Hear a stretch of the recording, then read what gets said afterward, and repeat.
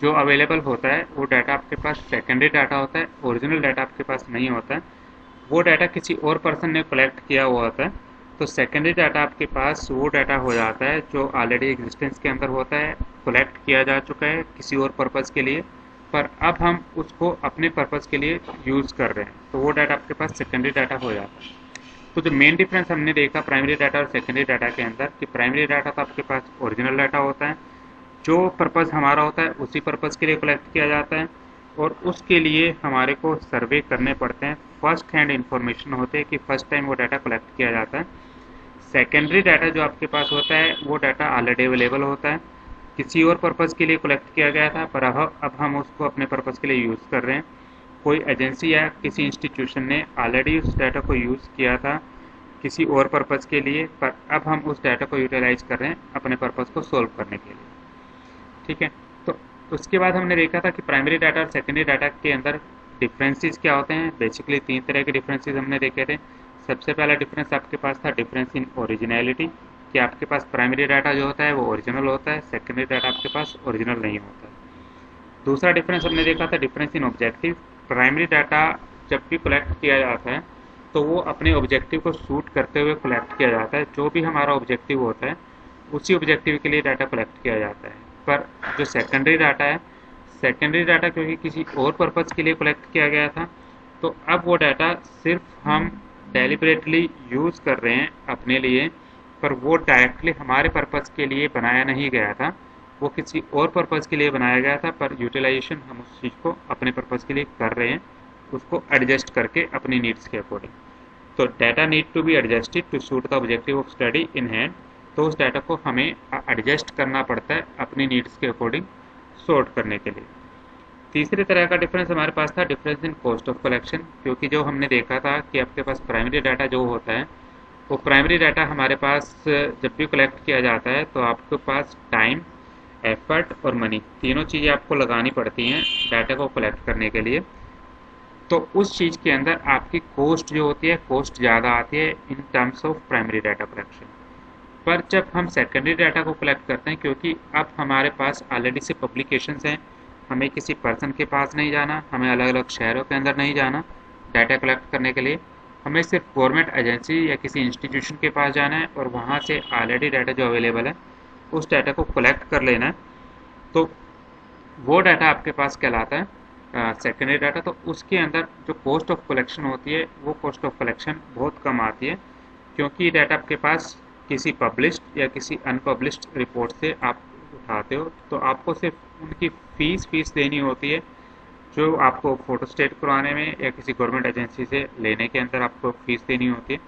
सिर्फ उतना ही पैसा आपको खर्च करना है, उतना ही टाइम आपको स्पेंड करना है, उससे ज़्यादा आपको कुछ नहीं करना। तो हमारा जो डाटा होता है वो फर्स्ट हैंड इन्फॉर्मेशन नहीं होती है, सेकेंड हैंड इन्फॉर्मेशन होती है इन केस ऑफ सेकेंडरी।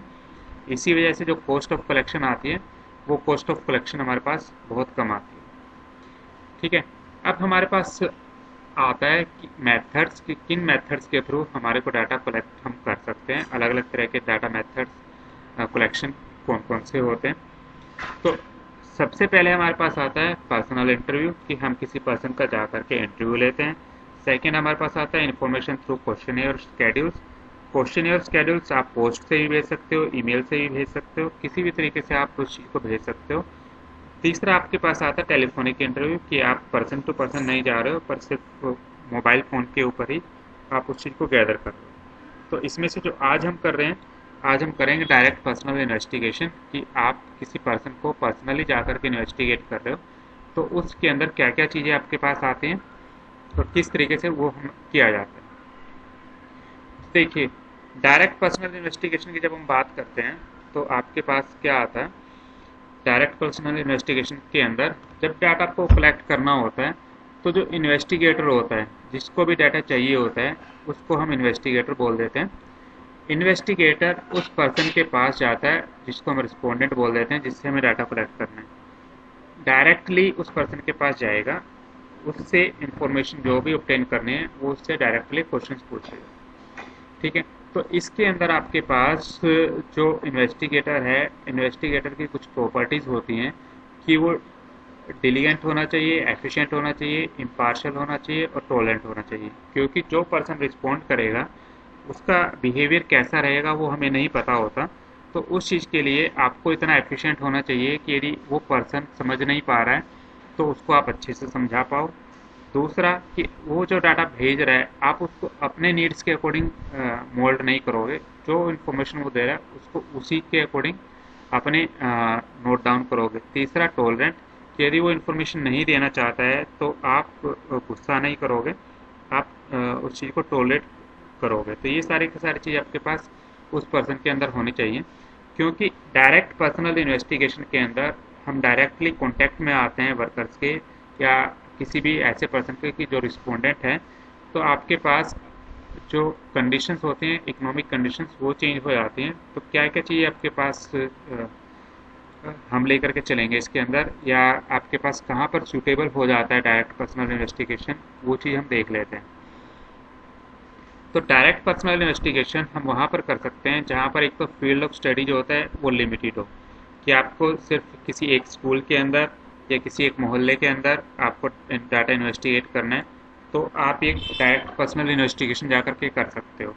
दूसरा, आपके पास जब आपको degree of originality of data वो आपको ज़्यादा चाहिए होती है, कि आपको डाटा बिल्कुल ओरिजिनल चाहिए, आप उसके अंदर कॉम्प्रोमाइज़ नहीं कर सकते हो, तो आप जो है पर्सनल इन्वेस्टिगेशन करते हो। तीसरा, जो इन्फॉर्मेशन आप कलेक्ट कर रहे हो वो इन्फॉर्मेशन आप सीक्रेट रखना चाहते हो, किसी और के साथ शेयर नहीं करना चाहते हो, तो आप इस तरह के डाटा इन्वेस्टिगेट करते हो। चौथा, आपके पास डाटा की एक्यूरेसी जो होती है वो काफ़ी इंपॉर्टेंट होती है आप लोगों के लिए, तो पर्सनल इन्वेस्टिगेशन के ऊपर ध्यान देंगे। और जब आपके पास डायरेक्टली पर्सन के साथ, रिस्पोंडेंट के साथ आपको कॉन्टैक्ट की ज़रूरत होती है, तो इस तरह के केस के अंदर हम जो होते हैं पर्सनल इन्वेस्टिगेशन जो है वो करते हैं।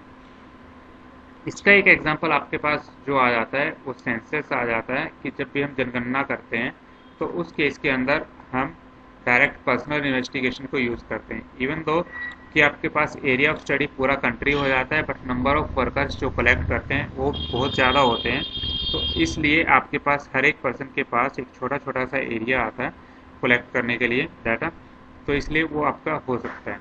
या आपके जब भी कभी भी चुनाव होते हैं, इलेक्शन होते हैं, तो हर एक वार्ड को अलग अलग डिवाइड कर दिया जाता है, तो एक वार्ड के अंदर लोगों की टिकट दे करके आनी, उनको बताना कौन कौन से कैंडिडेट्स आपके पास हैं, तो वो सारी की सारी चीज़ें आपके पास इस मेथड के अंदर आ जाते हैं जहाँ पर डायरेक्ट पर्सनल इन्वेस्टिगेशन की हमें ज़रूरत होती है।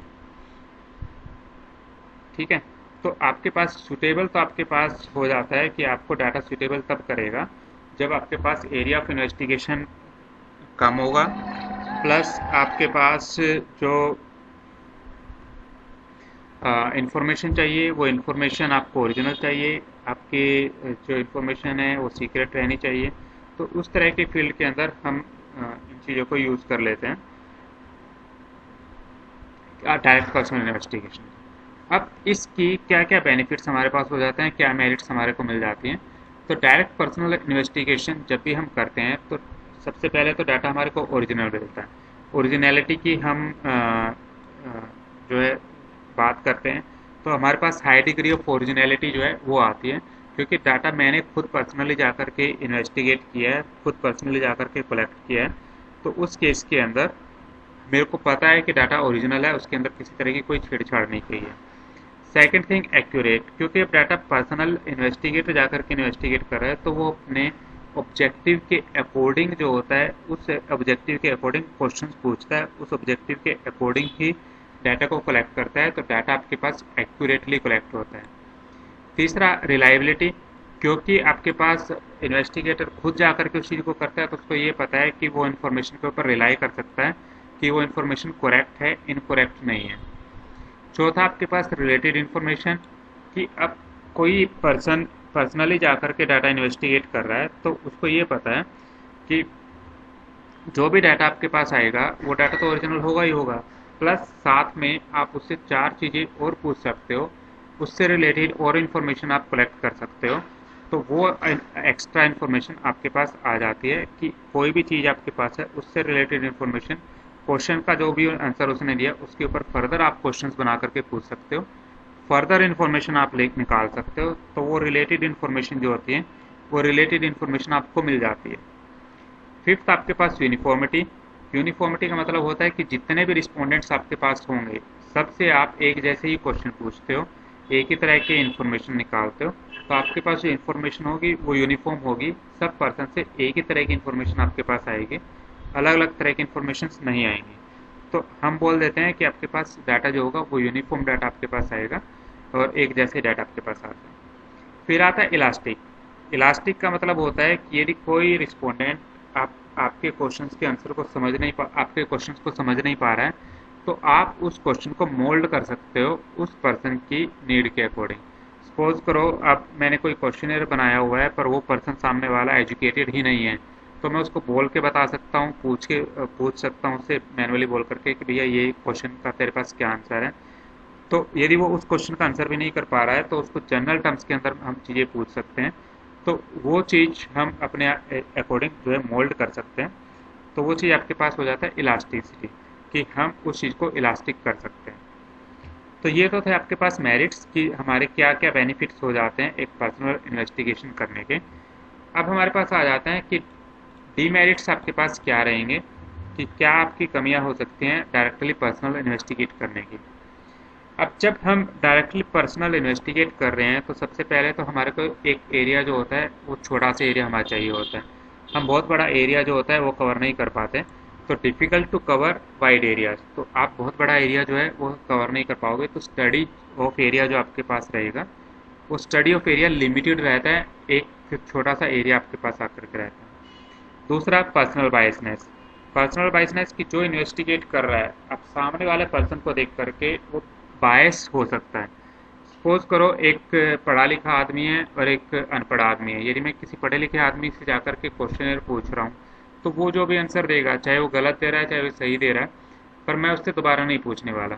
पर यदि कोई एक गरीब आदमी है, वो गरीब आदमी यदि आंसर ठीक भी दे रहा है तो मैं उससे 4 बार पूछता हूँ। या अनपढ़ आदमी है, मैं उससे 4 बार पूछूंगा कि सच में यही आंसर है या नहीं है।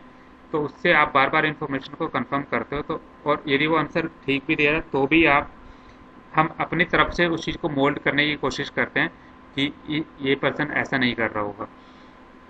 तो पर्सनल बायसनेस आपके पास आ जाते हैं, जिससे जो ओरिजिनल डाटा होता है उसकी क्रेडिबिलिटी जो होती है वो क्रेडिबिलिटी लूज कर जाती है। तीसरा आपके पास आता है कॉस्टली, कि पर्सनल बाय जब हम डाटा कलेक्ट करते हैं तो उसके अंदर हमने देखा था कि टाइम, एफर्ट और मनी, तीनों चीज़ें हम जो है वो स्पेंड करते हैं। तो आपके पास कॉस्टली एफर्ट्स हो जाते हैं पर्सनली डाटा जा करके कलेक्ट करने के अंदर। फिर आपके पास है लिमिटेड कवरेज, कि आप सिर्फ एक छोटा सा एरिया जो है वो कवर कर सकते हो। उस चीज़ को आप सिर्फ कुछ ही पर्सन जो होंगे उसके अंदर, कि एक मोहल्ले का यदि मैं कलेक्ट कर रहा हूँ तो एक मोहल्ले के अंदर ज़्यादा से ज़्यादा 500 1000 इतने ही पर्सन होंगे जिनसे मैं डाटा कलेक्ट कर सकता हूँ। ये पर जब मेरे एरिया पूरा है, जिस एरिया के अंदर आपके पास 10 लाख लोग रहते हैं, उसमें से यदि मैंने सिर्फ 1000 लोगों का डाटा कलेक्ट किया है, तो आपका एरिया जो होता है वो एरिया बहुत लिमिटेड सा रह गया है, जहाँ पर मैंने डाटा सिर्फ लिमिटेड पर्सनस का कलेक्ट किया है, ना कि बहुत ज़्यादा पर्सनस का। ठीक है, तो ये हमारे पास आ जाता है इसकी लिमिटेशन।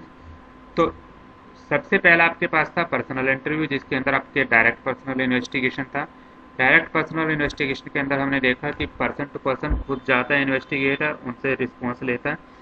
तो ये सुटेबल कहाँ कहाँ पर रहता है कि लिमिट एरिया ऑफ इन्वेस्टिगेशन आपके पास लिमिटेड है, ओरिजिनल डाटा चाहिए आपको, इन्फॉर्मेशन सीक्रेट रखनी है, एक्यूरेट इन्फॉर्मेशन चाहिए, और डायरेक्ट कॉन्टैक्ट विद रिस्पोंडेंट आपको ज़रूरी होता है वो चीज़। दूसरा हमने देखा मेरिट्स क्या थी, कि आपके पास डाटा ओरिजिनल आ जाएगा, एक्यूरेट आ जाएगा, रिलायबल होगा, इन्फॉर्मेशन रिलेटेड इन्फॉर्मेशन हम कलेक्ट कर सकते हैं, डाटा यूनिफॉर्म आपके पास हो जाएगा क्योंकि डाटा को हम एक जैसा ही कलेक्ट करेंगे, और डाटा इलास्टिक हो जाता है जिसको हम अपनी नीड्स के अकॉर्डिंग मोल्ड कर लेते हैं। डीमेरिट्स आपके पास क्या क्या हो जाते हैं कि आपको बड़ा एरिया कवर करना बहुत मुश्किल हो जाता है, पर्सनल बायसनेस आपकी आ जाती है, कॉस्टली एफर्ट्स हो जाते हैं, और कवरेज आपके पास लिमिटेड होती है। तो ये आपके पास डीमेरिट्स होते हैं। तो आज जो हम कर रहे हैं वो सिर्फ इतना ही कर रहे हैं। तो इसके अंदर यदि आपको कोई डाउट है तो मुझे बता दीजिए।